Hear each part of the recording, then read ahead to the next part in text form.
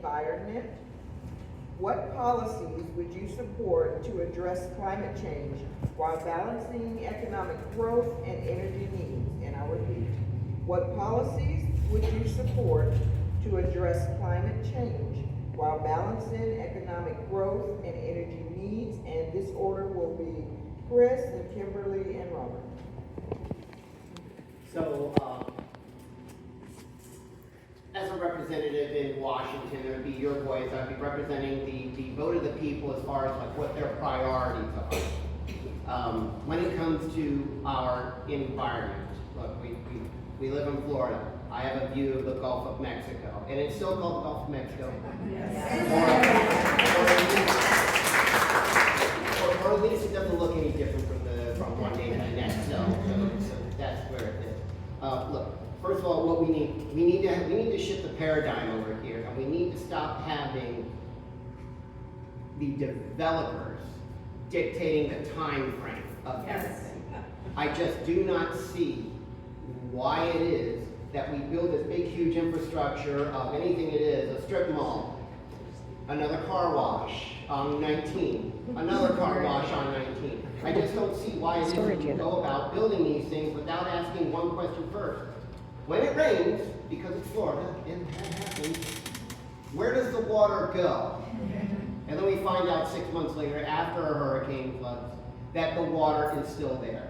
So we need to be smart about these things. Also, we all ought to recognize the assault on the EPA. We have to sit there and make sure that we make them demonstrate what the damage is. They just removed some provisions out that basically said, don't worry about it, we'll deal with this later. We also have to make sure that when people want to build these projects, we have to make sure that there's something that we need. Please, less car washes and more clinics. Let's develop something that we're going to get out of that's actually worth all the trouble. Yeah. Thank you. Well, as a commissioner, I got a chance to serve on the EPC, which is our Environmental Protection Commission, specifically for Hillsborough County, as well as worked on the sustainability communities and resilience communities when we were addressing housing issues. So I have a lot of training in there. But what we have to do is actually return or restore the legislation that allowed us to invest in renewables and sustainable energies. Because having those bills cut after the Biden administration left, it left us with little resources to actually fully fund and fight climate change. We are losing to China because we are not investing in solar and alternative energies.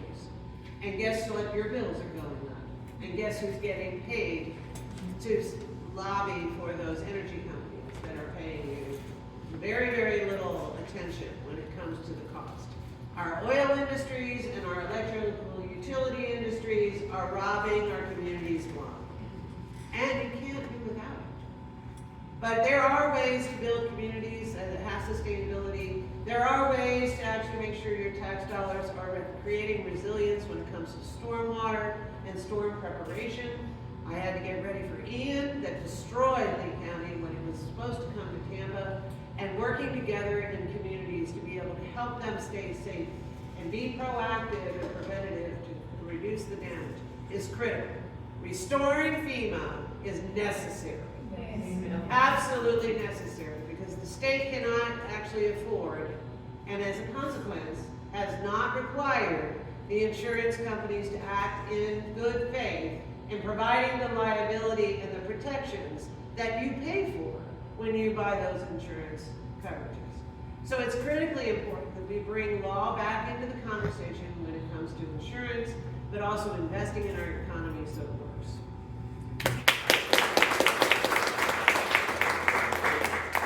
In addition to what's been said already, the hurricanes we've had a couple years back, Ian, Milton, and Helene, I believe it was, right? How many, for those of you here, how many of you dealt with power issues or flooding and so forth more than, let's say, 48, 72 hours afterward? 3 homes. We have to work on, the focus I feel needs to be on improving infrastructure here.